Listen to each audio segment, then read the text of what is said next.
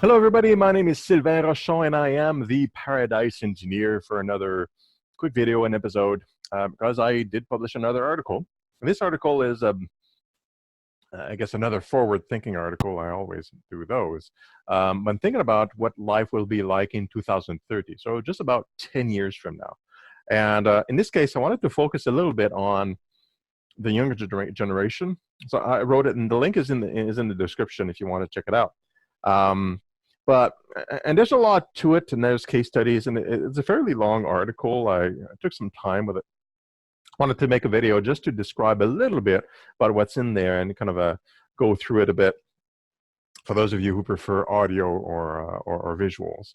Um, I really liked pulling out a quote that that comes from a couple of people, in fact, that are close to my heart as a futurist and as a human being. One of them is from past president, um, American President Barack Obama, because he actually adjusted a quote from Winston Churchill that I thought it was really important and relevant because there's a bit of change in time and perceptions have changed a little bit. The original quote from Prime Minister Winston Churchill from the UK is, "The future is unknowable, but the past should give us hope." That's what he said back then. And then Barack Obama, he said, "While the future is unknowable, the winds always blow in the direction of human progress." To me, that's a bit of an update in time. Because when Churchill said what he said, I mean, of course, there was the Second World War, there was the Nazism on the other side. And so he talked about, we don't know about the future. The future is unknowable. We can't really know what's going to happen in the future, but the past should give us hope.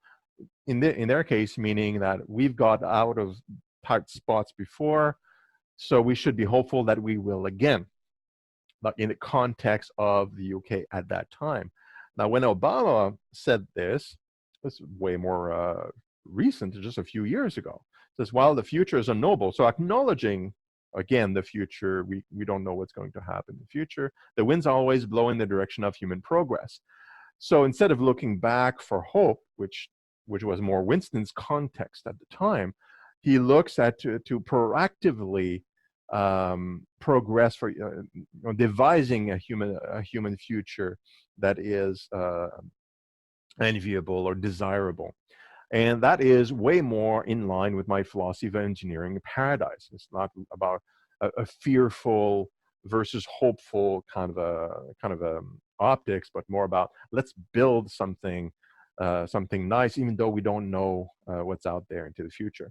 But what I've said many times before is that there are certain things that, given the trends and the technology and just human behavior in a basic level, that we know will occur within the next number of years. We just don't know when it's going to happen. It could take longer, a little bit shorter than the predictions, but we know we're heading in a certain direction regarding some technologies. And then inferring from that, we know that approximately how society is going to react because we have the whole history, just like Winston Churchill said, we have a history, and it does give us hope, knowing that, we kind of know what kind of human behavior looks like based on certain stresses and opportunities.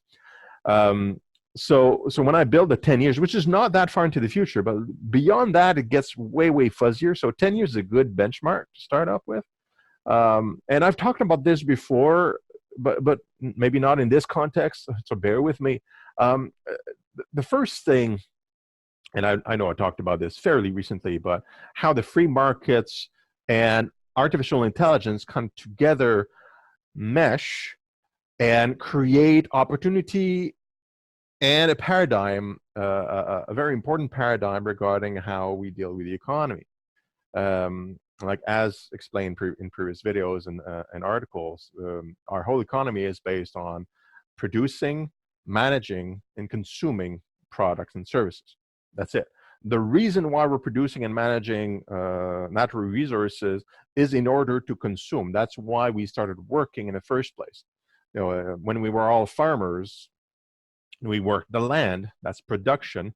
We manage, so like storage and trying to keep the food and plan it out and things like that.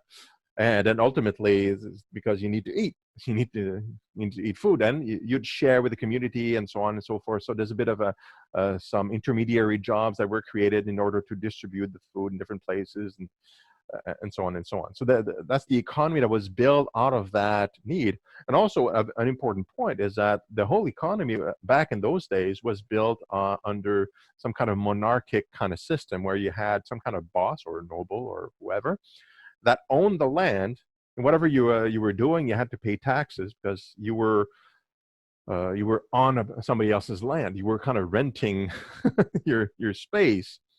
And this has persisted through governments, through democracies, this kind of dynamics. It's even persisted inside companies, this kind of mentality that you must work for the company, and then you give your dues there, and the company gives back to you in form of money, which you can use to buy food. This is an old paradigm in which that works, even though it's not perfect, because you still need all the adults, able-bodied adults, to be part of that system of production and management of natural resources in order for everybody to consume. Where most of us are no longer farmers. It's about, like, I think it's farming is like 3 or 4% of the entire job market in North America and in Europe.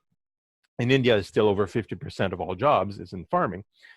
But I mean, not every country is the same. So we've changed, and we've gone to more technological and scientific and services and all these things that based on the country where we're at. But we're still part of that system. Now, as mentioned before, AI, we know that AI, somewhere between now and 2020, will develop AGI, so essentially an intelligence that's able to be to manage problems just as well as any human expert.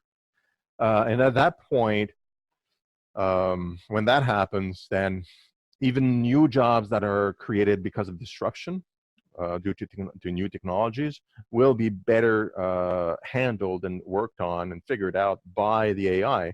So the human being as a worker, as part of the production and management of resources in order to consume, we're basically, in a way, we would, being involved in it in any way, would increase the price of the products, and it would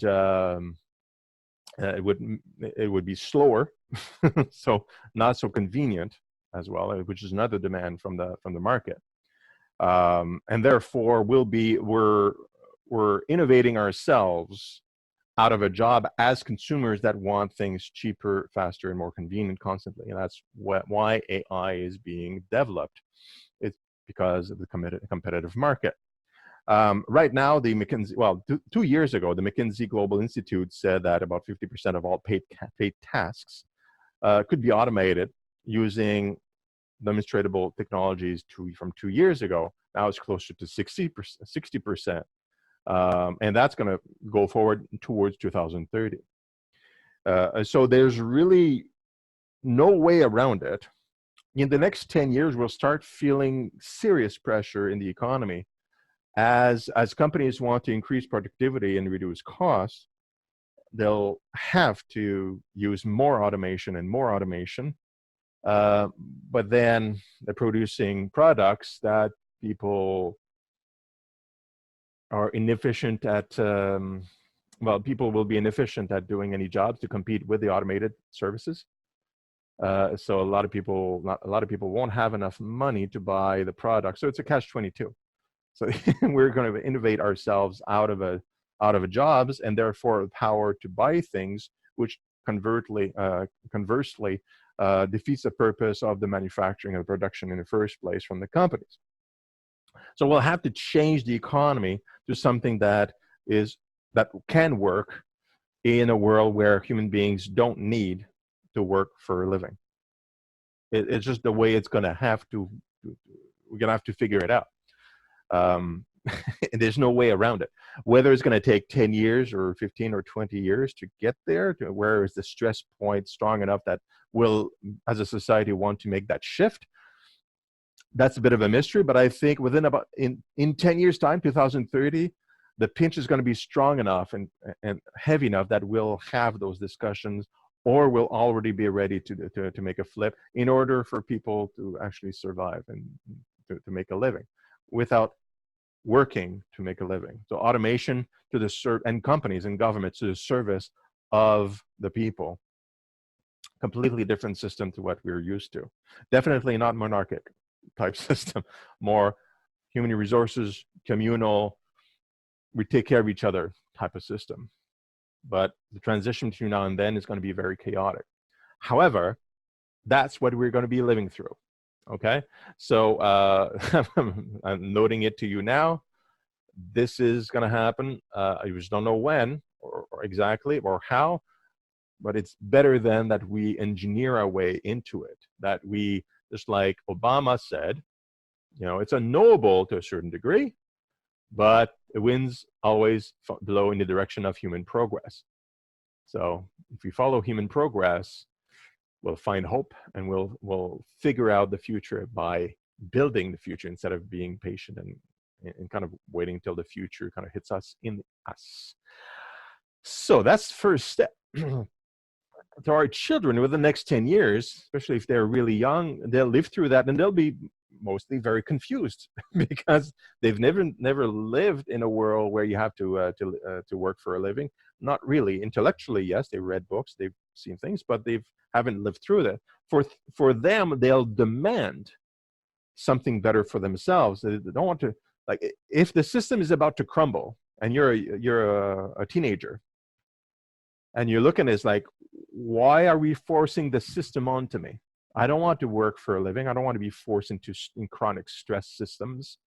I want the good stuff. I want a better future for myself. And as they grow older, they'll put, and become young parents, they'll put huge amounts of pressures on the older generation that want to keep things the status quo because of fear. So yeah, things are going to change. Now, other things that are going to happen, that's 5G. It's just an iteration in internet technology, more advanced tech, right? That's 100,000 times faster than current internet, wireless, global internet networks through satellites. There's multiple companies, including SpaceX, that are working on that. So within the next 10 years, we'll have 100% coverage of the planet. Right now, it's more like 55 or so of internet connectivity. So we'll have everybody connected, which will empower a lot of companies to provide services through the internet, powerful internet, low latency, super fast to everybody. So if you've been waiting like I have for a complete transition to computing being terminal based, and all the displays to being on terminals that we have, like cheap terminals that are basically just screens that put up graphics, and all the computing on servers, quantum, traditional computers, whatever, that's what it's going to look like. So we'll have extremely strong internet infrastructure that covers the whole globe. So there's no need, our children won't need to install software anywhere. They just have to, they log into an account, they gain access to a software they want, to pay for that probably. We're still under that type of economy. And they just stream the software input, output through the Wi-Fi or the internet. And they never need to update anything. The only way to have your device hacked into is through the server, which is protected by a company that hopefully knows what it's doing, and so on. So completely different way to use technology. Everything would be streamed, and all the computing would be handled elsewhere. So you worry less, way cheaper for us consumers, because if all you're doing is really, it's a glorified screen and keyboard on your computer instead of all the whole CPU and all the tower and all the computer, and you're just streaming stuff, instead of costing you $1,000 or $1,500 for your system, it may cost you $500. More expensive if you have a fancy equipment. Your smartphone and tablet are going to be much less expensive. More sensors, more information that would go through, but the computing actually happens elsewhere. In healthcare and well-being, well, the first FDA-approved human trials of a gene editing treatment for cancer is underway, and there's other treatments for anti-aging, for example, that are also getting ready to go through human clinical trials. like senolytics and telomerase activation techniques that would increase our lifespan significantly and give us enough time to get to the next treatment and then next treatment, and eventually, like some of us, probably won't die of old age, or at least will youth up our system and become way healthier and more comfortable over time. And you know, just the being able to identify, cure most genetic diseases by fixing them using CRISPR or another gene editing technique, and so on and so forth, that allows a whole lot of healthier individuals long-term, including the progeny, the kids, I mean, to be genetically cleaned up, living long, productive lives, doing, like I mentioned before, not necessarily work for a living, but other things, occupations, and enjoying life, perhaps. And, you know, because of the 5G and all this interconnectivity, that we have the opportunity for self-diagnosis, telemedicine that would be super strong. So your specialist doctor may be in Buffalo, you're at somewhere else in the bush, some place, and you need some advice.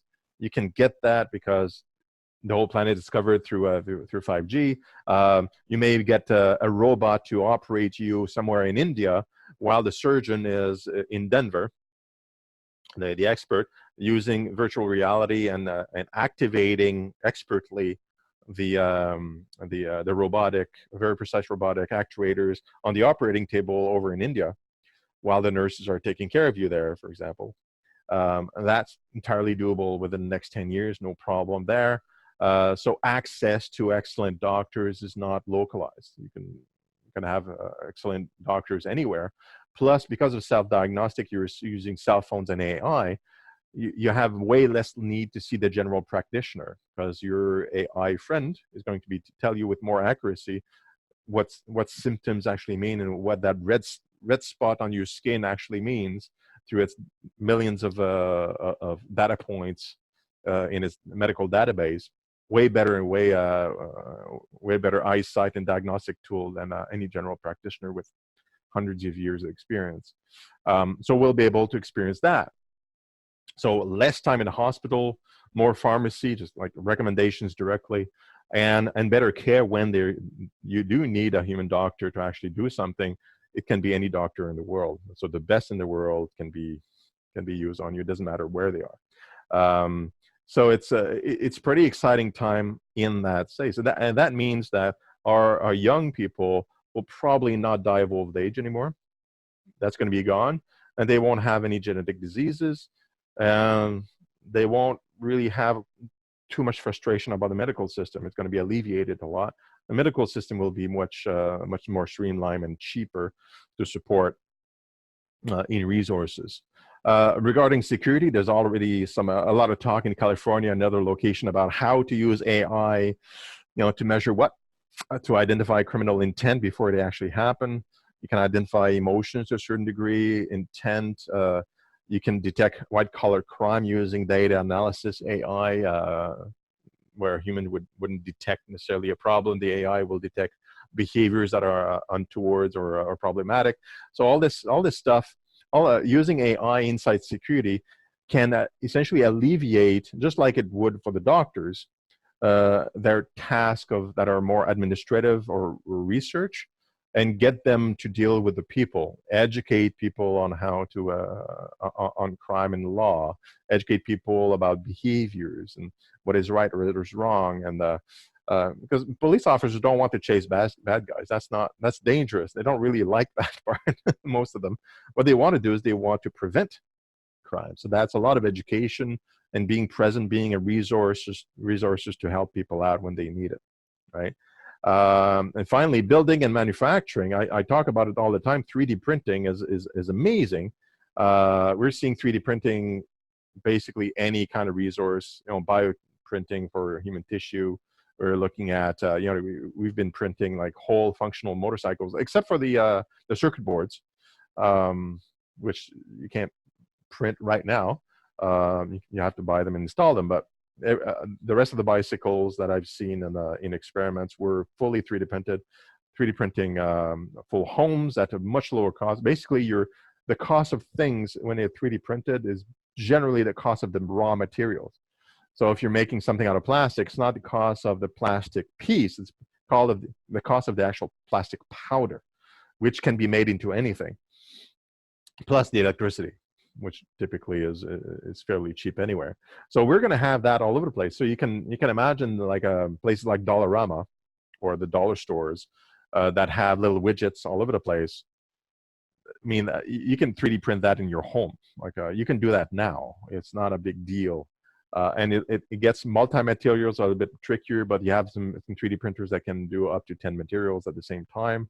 Ceramics, plastics, composites, metals, you know, food, and organic material, and so on and so forth. It's all been experimented with and kind of mashed together. Rubbers, even, and all that stuff. That's really so.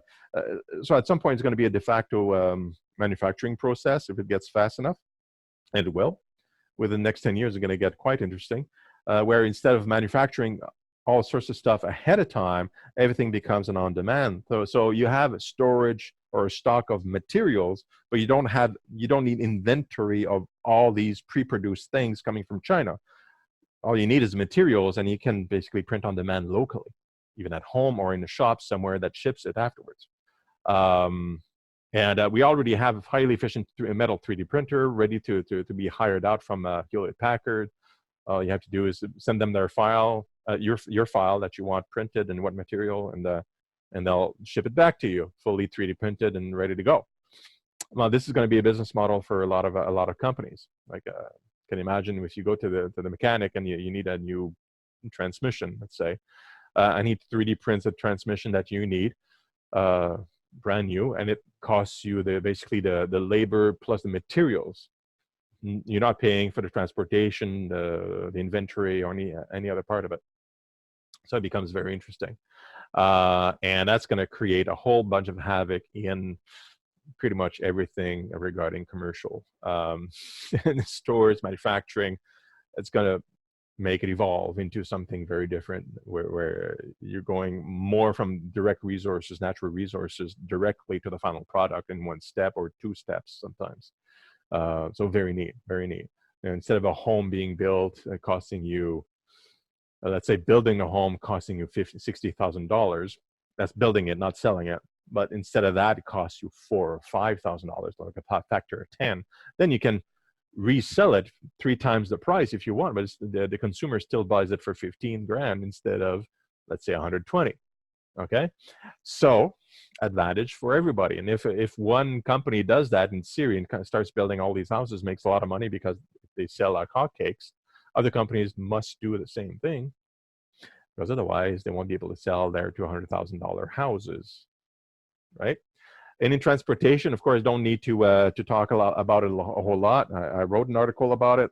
Self-driving cars are going to change the shape of the cities. Way fewer vehicles, more ride sharing, networked vehicles all over the place that self-drive and avoid all sorts of problems. Insertions of new vehicles when there's high demand. Dynamic changes in traffic patterns. We use drones in the air as well to use that third dimension to ferry people from place to place, all electric. I mean, that changes, just pollution-wise, it changes everything. Excuse me. And the city becomes quiet. That's also, noise pollution, and cheaper. And most people don't have a car, because the whole network is of owned cars or public transit is all interconnected. So easy to get from A to B. Most cars are used 24/7 instead of 1 hour out of 24 if you own it, because you can rent it out to a robo-taxi or Uber or Lyft and make money while you work at something else or watching a ball game or whatever it is. So these are all things that are going to happen within the next 10 years. So our kids won't want probably to own a car. They won't understand inventory. Like, why do we keep all this stuff stored somewhere? It needs to be brought from 3,000 kilometers away over to here. It's like, well, just 3D print it. Just, use an EV vehicle to transfer it here. Like, why are you using gas if it can be electric? and so on and so on. They'll want all this because there's going to be advantages for them in the open market. More convenient and cheaper. They will care about whatever limited resources they have, and they'll care about each other because we all live on the same planet in all these limited resources. And we can have a world where everybody can have the basics, because everything's going to be hyper efficient, because AI is going to be taking care of things, and we are not efficient people. We're more creative, lazy.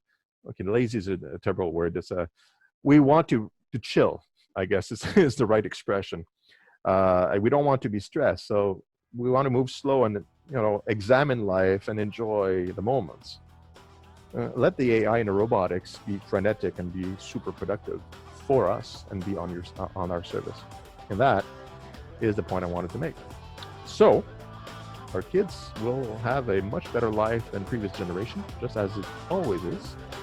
But it's going to be a little bit accelerated, and we'll be able to see a lot of our kids enjoying the future because many of us will be able to live long, healthy lives.